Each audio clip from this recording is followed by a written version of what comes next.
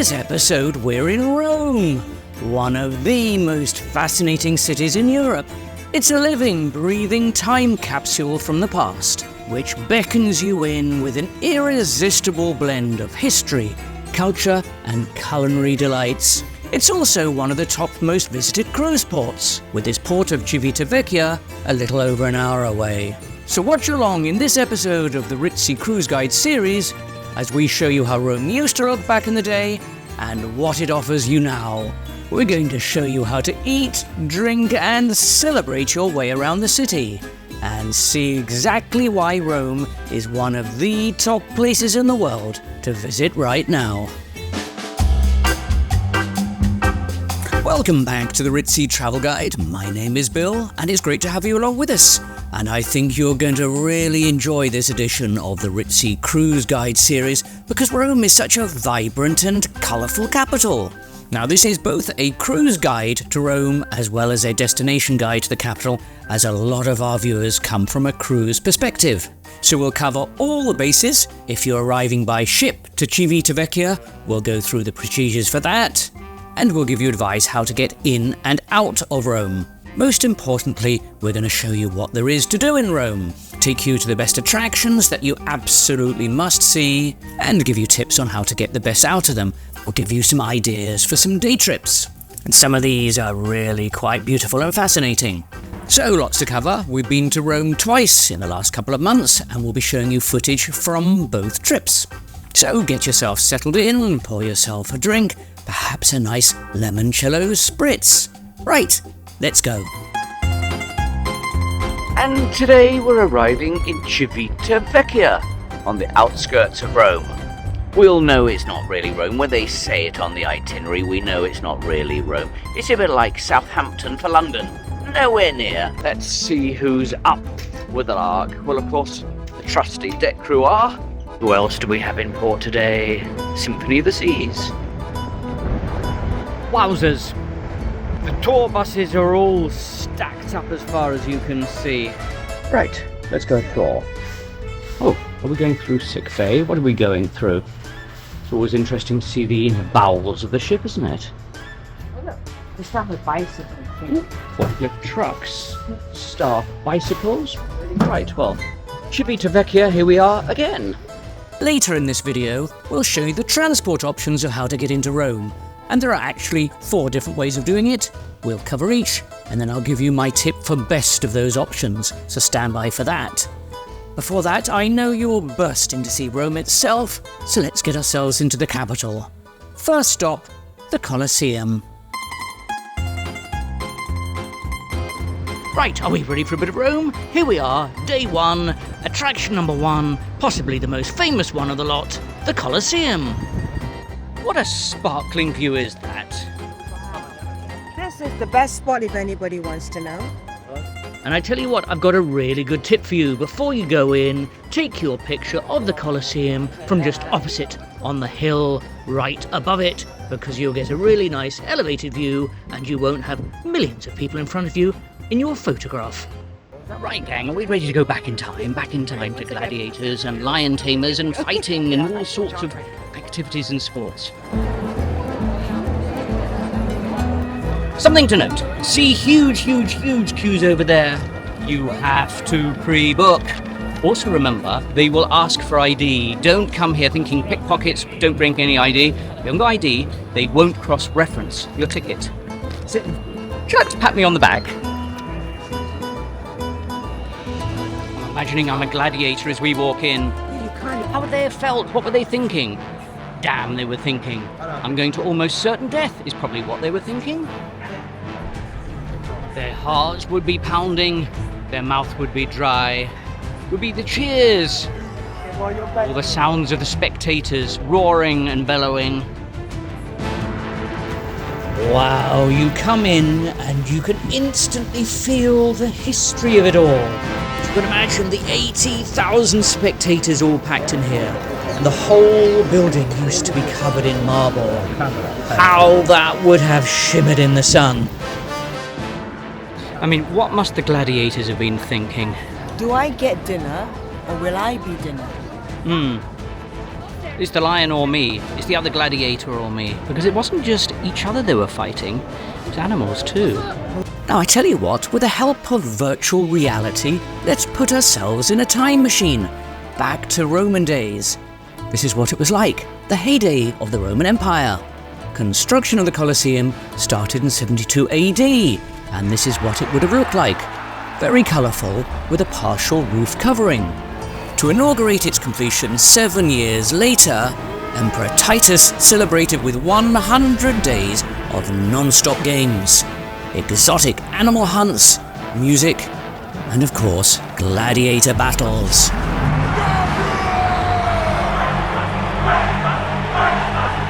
The dramatic gladiator contest was a way to demonstrate the astonishing might of the Roman Empire, and the duels were incredibly popular at the time.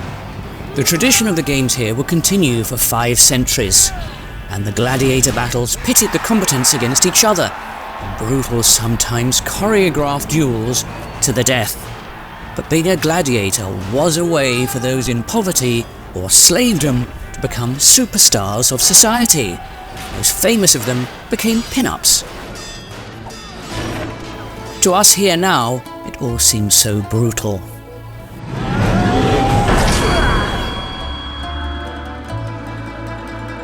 The sheer ingenuity and capability of the Romans. It's just a shame they were also so bloodthirsty. By the way, if you're enjoying this video, please do give it a thumbs up, as it lets us know we're on the right track and you'd like to see more of this type of material.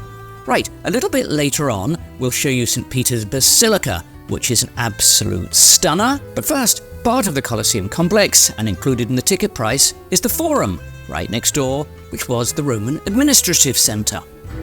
Shall we have a saunter round the Forum? Imagine we're senators back in the day, discussing very important matters, like upcoming elections. That's always on everybody's lips. I'm not sure there were lady senators back in the day. Sorry about that. I'm afraid your opinion didn't count. I am now, and that makes all the difference. And it's the Arch of Titus. Like a mini Arc de Triomphe, really. Are we thinking the French copied it? The dead ringer. Now here's something I like. Free water available round the city. Fantastic idea. A public convenience. No, that doesn't sound right. Not a public convenience. Public facility. I think slightly different, that, isn't it? Public convenience is a completely different thing. So, I'm liking this concept. Bill, that is so delicious. It's a strange thing to say water is delicious, but that is delicious. Can you get some more of that sparkling? I will. I think it's the best sparkling I've had. That really is excellent sparkling wine. You know, you go anywhere around the Wine? Oh, yes, no, that's wishful thinking, isn't it? It's sparkling my water, just for purposes of clarity and avoidance of doubt. That is sparkling spring water. Ignore the label, because this is one we bought at great expense. But you can now get it here for free outside the Colosseum. You can go around the world and pay a fortune for sparkling water. Don't. Come to Rome and get it for free out of these dispensers. It's probably the best sparkling water setting I've ever had. Where's the one which has beer? Where shall we go to next? How about the Vatican? Not only home to the Pope, but also housing one of the most popular museums in the world. Last year, almost 7 million visitors. Okay, we've arrived at St. Peter's Square, the Basilica. To say it's jammed would be an understatement. It's jammed, squared, cubed, central. Let's try and find a way through the throng, the seething masses of people. Apparently, it's there. It's behind there. Behind these millions of people, it's there. Where the Pope stands there and waves to the people and gives a speech.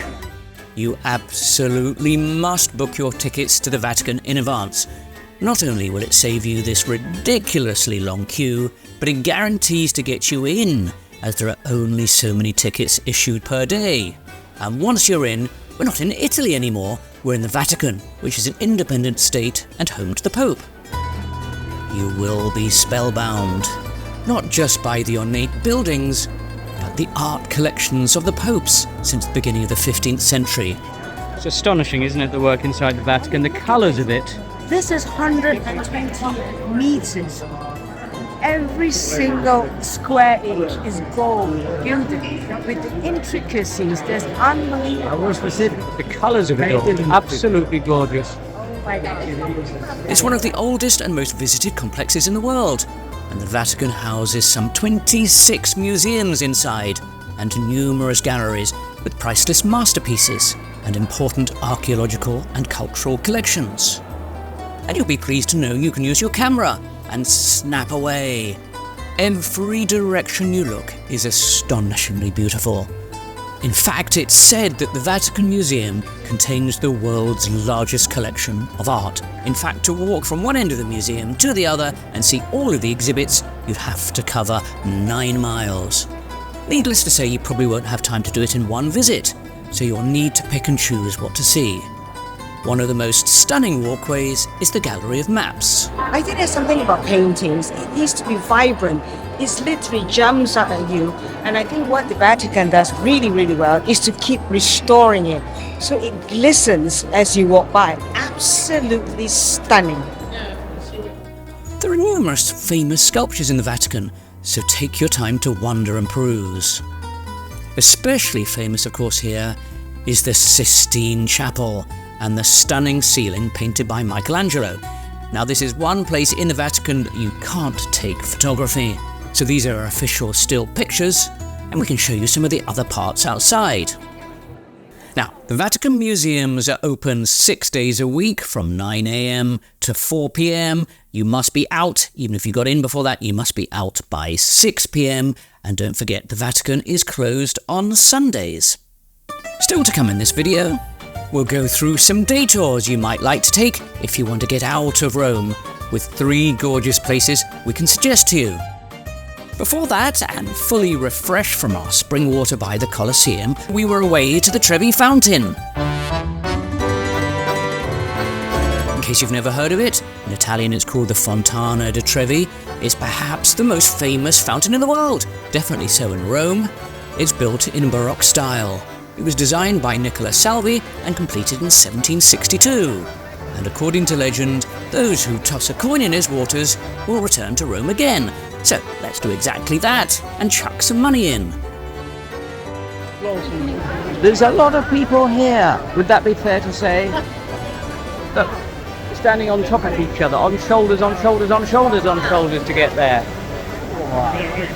And pretty much you've got to do what we did, which is just bide your time, just go to the front and wait. And eventually you will get your shot. It's just having perseverance. I tell you what, today is a day of crowds. That many people and more in Rome. Probably more, a lot more. Just think more. The Pantheon. There are some beautiful monuments and buildings in Rome. I tell you what, there's a very tempting smell. I smell, is it seafood with some freshly fried chips? Oh my goodness. My tongue is going, it's sending me signals. Okay, pit stop. It's 3 o'clock in the afternoon. That means ice cream time. Rome is famous for its ice creams. It would be rude not to. It's 100% melted chocolate. Is it heaven? Is it heaven in a tub? Is that what you'd call it? Basically chocolate and cream. Is it? Would you say that's in the top 5 of ice creams you've had anywhere around the world? I've never had chocolate ice cream. Have you not? Have you never had it as good as this? There we are. It's the name of the company. Ice Cream Mariotti. It's like the Marriott Hotel, except Mariotti, right by the Piazza Navona. It is gorgeous. If you're in Rome and you want brilliant ice cream, You have to have this. they haven't paid us to say it. It's just what we're thinking. Thank me later after you've had it. Feeling a bit of a sugar rush after that gelato, we thought we'd better put some exercise in. So we walked past the Spanish Steps at night. We'll come back to these steps the next morning so you can see it in daylight, and it's quite a sight. We were on the hunt for a nice dinner, so really enjoyed a casual stroll through the famous cobbled streets. The ambience, the buzz in Rome. You feel like there's any number of these little bars you could stop at, should stop at. It really is an Instagram dream. You could wander down any of the streets in Rome. Oh, guess what we've spotted? 2 sizes. This is the famous tiramisu. Look at that. There are queues round the corner. The best tiramisu in town. Okay, other than the queue to the Sistine Chapel, this is the second longest queue. Very good point. And where's it go? Let's go around the corner. Where's it go? Where's it go? Could I have 1 large original and 1 large pistachio? Is that a good idea? Is that a good choice? It's a very good choice. Which one is that? Oh, pistachio. This is original. Perfect. Will be €7. Thank you. Here you go. It says the best tiramisu in Is it the town. best tiramisu? Is it the best? There is no better one. Thank So you. much. Good night. Bye. You have your hands full, I have to say. That's your pistachio, Hang on. and that's my original. Aren't they cute little cups? This is large, which is not huge, so I would have thought, really, have to go large. Look at the thick texture. It's the upside down test. Look at that. There's nothing coming out there. They've put cement in that one. I'm doing it. I can't contain myself any longer. Just absolute yumminess. Hashtag yumminess. And then how else would you describe that one? As it's full of goodness. It's healthy. One guy just came up with 4 Four. large tiramisu. Well, I think we've been extremely reserved, haven't we? If he came out before. I haven't gone for original. No. I went for the pistachio. With the tiramisu, you got to go right in because it has layers. The sponge finger is like dipped in coffee liqueur and amaretto. And you pull it out, Mmm. you get the entire layering. Beautiful mousse, full fat, Mmm. Full goodness. simple, gooey, beautiful mousse. Look, it's dairy. It's healthy for you, isn't it? Almost call it a diet product.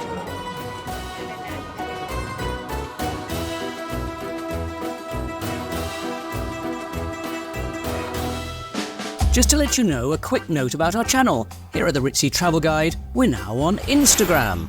I know it's been a long time coming. So if you want to know what we're up to almost in real time between our YouTube videos going out, you can check and find us here on Instagram, also under the name Ritzy Travel Guide. And I've put a link in the bio and description of this video. So follow us along on Instagram.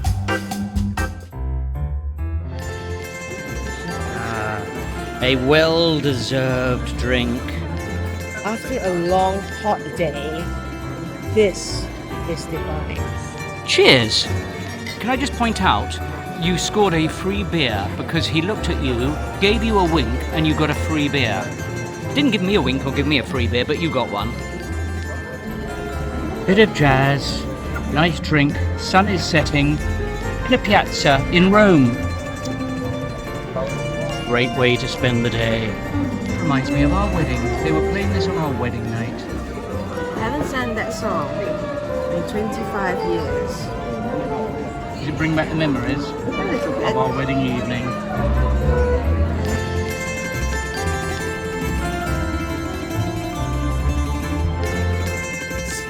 Still to come in this video, we've got 2 of the most famous sites in Rome to show you. That's the St. Peter's Basilica, and we get to post a letter from the Vatican. But first, as promised, one of the most frequently researched items on Google about Rome is, drumroll, how to get into it. Particularly if you're coming by cruise ship from Civitavecchia. Last year it set a record with 3 million passengers coming by cruise ship to the port, which by any standards is a huge number and only fractionally behind Nassau in the Bahamas, which likes to think it's one of the top cruise ports in the world, so a lot of people are coming to Civitavecchia and Rome. So it's really important to work out how you're going to get into the capital. And as we said at the beginning, it's not that easy. In fact, you've really got to have your wits about you and plan it carefully. And there are actually 4 different ways of doing it. We'll cover each, and then I'll give you my tip for best of those options. Option number 1, you take the train. There are 2 services, the local and regional train service. Best option of the two is the express train. Now be careful, there are only 2 express trains per day, with a combined 718 seats available, so you can imagine you get 2 or 3 cruise ships in at once. Those 718 seats are going to get snapped up quickly, and they get snapped up in advance. And here's the website you have to go to book. It's with Trenitalia. Option 2 is to take a bus for the local bus service, but I really wouldn't recommend this one. It's arduous and quite complicated. Option 3 is to take a cruise ship organised tour. The problem is that these are notoriously expensive and not necessarily that flexible. You get shoved around with not much option what you can do.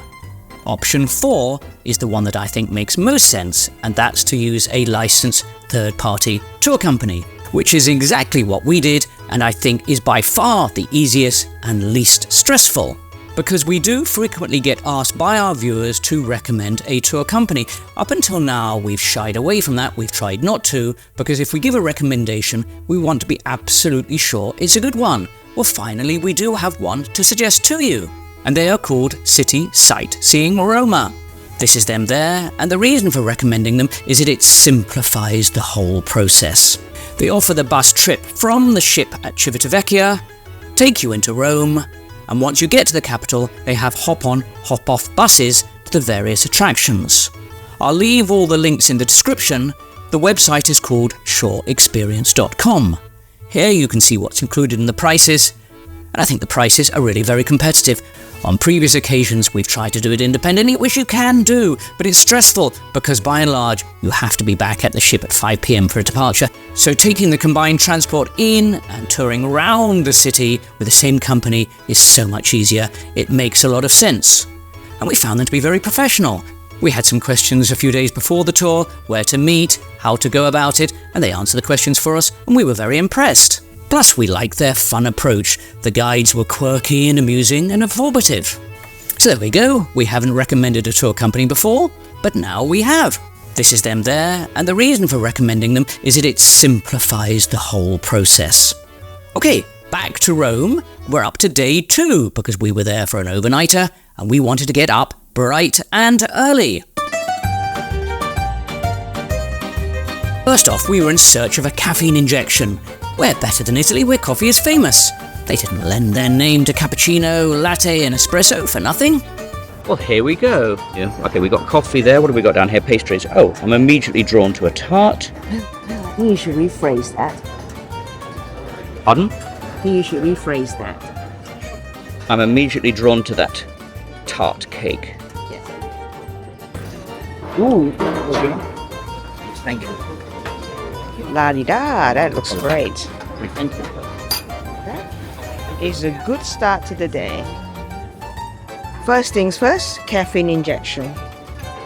Well, we're thinking what? 30 calories? Tempting, isn't it? So just a little one, just to sort of, keep the wolf from the door. I remember you saying this morning, I'll just have coffee for breakfast. What's that? It barely counts, it's so small, right? I mean, that's coffee with just the merest hint of bakery added into it. Stuffed full of custard. I don't know how that got in there, that custard. I thought I ordered a croissant, but then he said, well, how can I suggest this one? So how can you say no? Very good. So now, full of carbs and sugar, let's head to the Spanish Steps. Spanish Steps coming up. In Italy. Yes, strange that, isn't it? Spanish Steps in Italy. We were first in Rome 25 years ago. That was before we were married. And one thing reminds me of that trip is that. Doesn't a song remind you of Italy? Yes. And next huge tip, get there early. We were there by 8:30, that's AM, not PM, because if you don't, you'll be there with half the world's population, and you won't even see the steps. Now, don't get too worried, there are only 135 steps up the staircase, so it's not too arduous. Construction began on the Spanish Steps in 1723, and was completed 2 years later, and the steps were inaugurated by the Pope. In case you're wondering why it's called the Spanish Steps in Italy, is named after the square at the base, Piazza di Spagna, which translates to Spanish Square in English. Been home to the Spanish embassy since 1647. There you go, we're practically a history channel now. There's a church at the top, which is very pretty. It's called Trinita de Monti, and you can go in and light a candle, as we did. It's very pretty and very calming. A little further up the hill, you'll reach the Villa Borghese, and you get a fabulous view. You can stroll around the beautiful park, which has the most amazing villas, and you can imagine you were landed gentry back in the day, and owned a delicious property such as this. Right, as promised, we're now going to show you St. Peter's Basilica.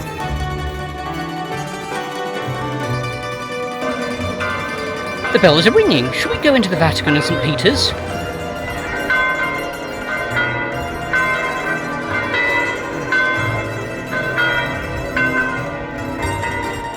You really must try to see this, as it's one of the most stunning churches anywhere in the world.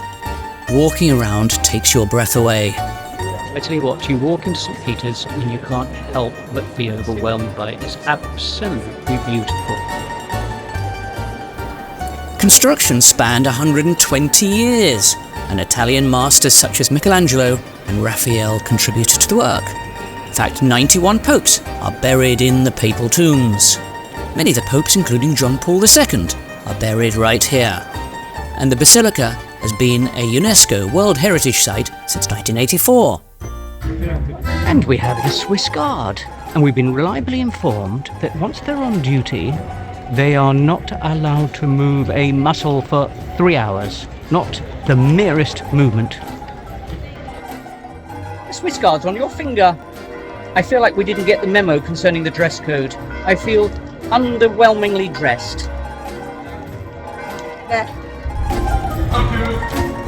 Oh, a little bit of action. They're changing the guard. And what must one do when one's at the Vatican? Send a postcard and pop it in the box. Here we go. Sent with love. Okay, a little bit earlier on in the video we talked about logistics, how to get into Rome, but how about if you just want to quickly nip from one side to the other, or you're arriving by plane or some other form of transport? Well, one of the easiest ways to get around is the metro, the underground. You know what? One of the easiest ways to get around Rome is with the metro. Let's give it a whirl. Let's see how it works. It's actually very straightforward. We can press English there, because our Italian is only so-so. So what we want is we want to buy a travel ticket, and it's very easy. We just want one integrated ticket, and you're valid for up to 100 minutes. So there we go. Right, so there's two of us, so let's buy 2 tickets, and that's going to be a grand total of €4. There's a slot for you to insert. Do not insert this. You need to tap it. Tap it, and then tap it on the top.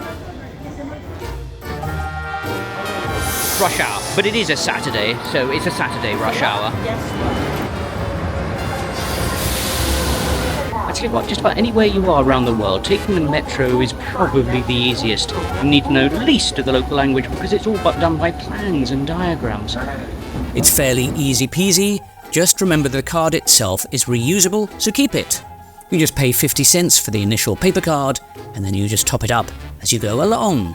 Right, we did say we'd mention some out-of-town, one-day excursions from Rome. So, we have a few suggestions for you. First off is Tivoli Gardens, and it's one of the most remarkable examples of Italian Renaissance culture.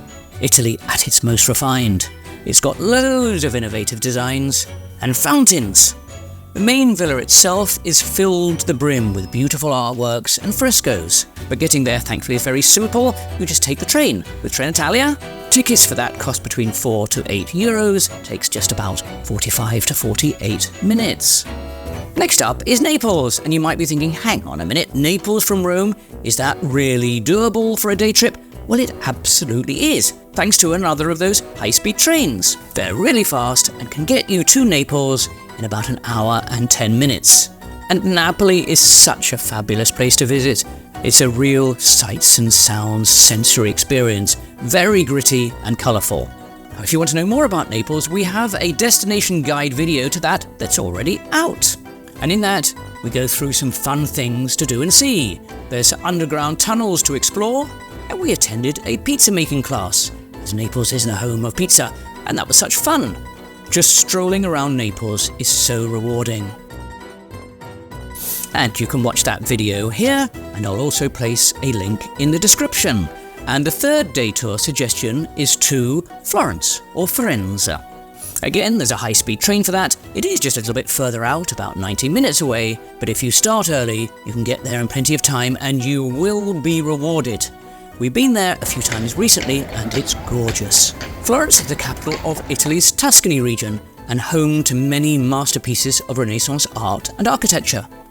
One of its most iconic sites is Il Duomo, the cathedral in the centre. Florence is also home to the world-famous Michelangelo's David sculpture. By luck, we do have a destination guide to Florence, Firenze, coming out very soon on our channel. It will be out in about 6 weeks' time. Remember to stay subscribed to our channel so you know when that video comes out. Have that notification bell turned on. Subscription doesn't cost you anything, it's free, but it just lets you know when our videos come. We have so many videos coming to our channel over the coming weeks and months. The very next video to be released on our channel will be our full review of the new Cunard Queen Anne. Only been launched a few months ago, but it's already so contentious. Been met with a wide range of reactions, from scathing to so-so to sort of okay to, well, we might give it a go. And that's hardly the reaction that Cunard would have hoped for. So we just came back from a week aboard, we checked it out from top to bottom, and we'll be here with a full, honest appraisal of what we think, and whether the Queen Anne is a good one or a bit of a duff. Very soon we're going to be heading aboard Virgin Voyages. That's going to be fun and crazy. If nothing else, we'll be making a full video series on that. We're also going to be on tour to the Far East in coming months, visiting 5 countries, a video series on that too. And for history buffs, we're going to be going behind the scenes of the Royal Yacht Britannia. That's docked up in Edinburgh, Scotland, and it's a fascinating glimpse into royal life and their ship. And it's going to be really interesting to see the royal yacht. In the meantime, we have so many existing videos on our channel. You can watch some of them here, and indeed some of them here. Thank you so much for joining us on the Ritzy Travel Guide. It's been an absolute pleasure having you with us, and we'll see you in one of these.